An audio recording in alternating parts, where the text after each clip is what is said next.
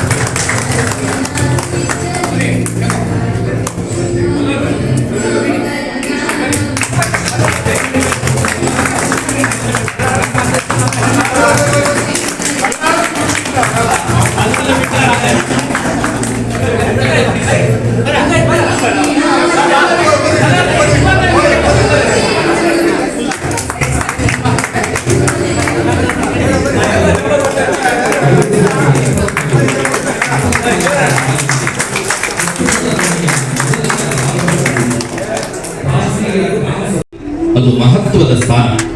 ಇಡೀ ಗ್ರಾಮದ ಸರ್ವತೋಮುಖ ಅಭಿವೃದ್ಧಿಯಲ್ಲಿ ಗ್ರಾಮ ಪಂಚಾಯತ್ ಬಹಳ ಮುಖ್ಯವಾದ ಪ್ರಾಶಸ್ತ್ಯವನ್ನು ವಹಿಸಿಕೊಳ್ಳುತ್ತದೆ.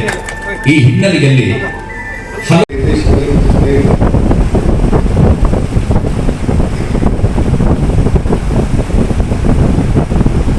ಒಂದು ಹಂತದಲ್ಲಿ ಗ್ರಾಮ ಪಂಚಾಯತಿಗೆ ಇಡೀ ಶಿರಿಯಾರ ಗ್ರಾಮ ಪಂಚಾಯತಿಗೆ ಮನೆ ಯಾವುದು ಕೇಳಿದ್ರೆ ಅದು ಗ್ರಾಮ ಪಂಚಾಯತ್ನ ಕಟ್ಟಡ ಅಂತ ಒಂದು ಭಾವನೆ.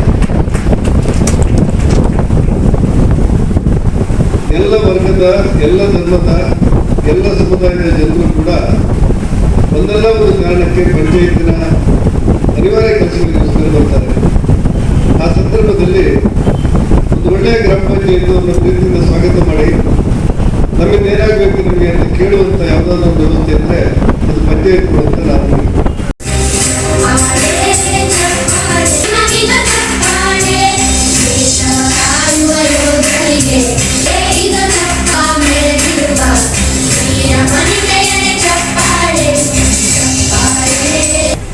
ಸಜ್ಜನ ಬಂಧುಗಳೇ, ಸಿರಿಯಾರದ ಊರು ಶಿರಿಯಾರದ ಅಸ್ಮಿತೆಯ ಸಂಕೇತವಾಗಿ ತಲೆ ಎತ್ತಿ ಮಹನೀಯರಾಗಿ ನಮಗೆ ಹಲವು ಬಗೆಯ ಸಹಕಾರವನ್ನು ನೀಡಿದ ಅತೀವವಾದ ಖುಷಿ ಮತ್ತು ಹೆಮ್ಮೆ ಇದೆ.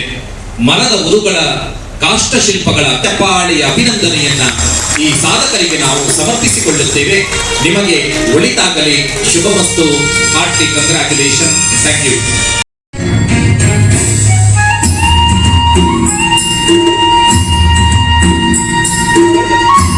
ಸಹೋದರಿಯರೇ, ನಾವು ನಿಮ್ಮ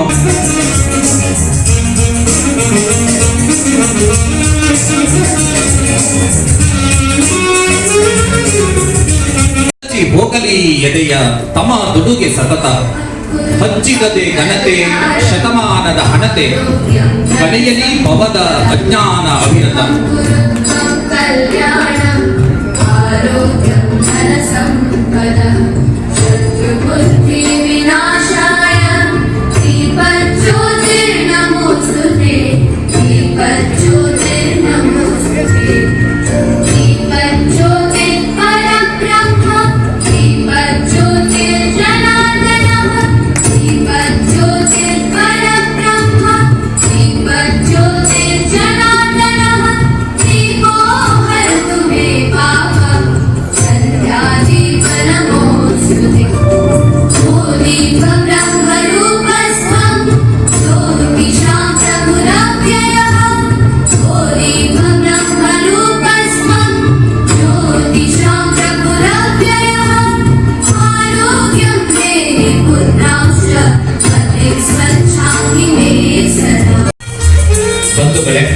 ಸಿರಿಯಾರದ ಊರು ಶಿರಿಯಾರ ಗ್ರಾಮ ಪಂಚಾಯತ್ನ ಪ್ರಥಮ ಪ್ರಜೆಯನ್ನ ಈ ಸಂಭ್ರಮದ ಸಭಾ ವೈಭವದಲ್ಲಿ ಸನ್ಮಾನಿಸಿ ಗೌರವಿಸುವುದಕ್ಕೆ ನಮಗೆ ಅತೀವವಾದ ಖುಷಿ ಇದೆ.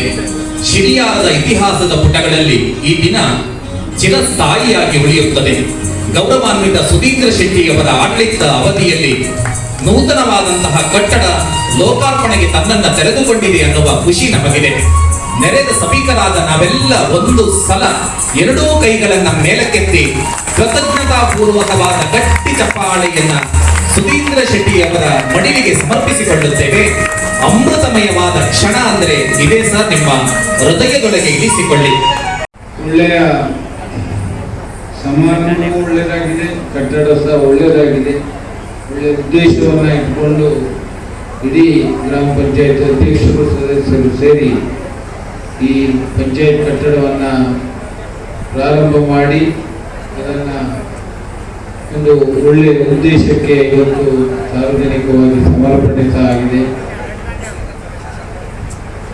ಪಂಚಾಯತ್ ವ್ಯವಸ್ಥೆಯಲ್ಲಿ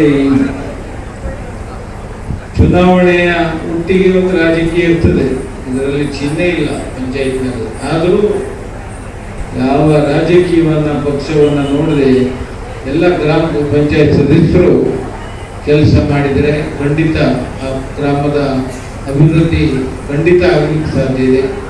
ನಮಗೂ ಶಾಸಕರಿಗೆ ಗ್ರಾಮದ ಎಲ್ಲ ತೊಂದರೆಗಳ ಸಮಸ್ಯೆಗಳ ಅರಿವಿರುವುದಿಲ್ಲ.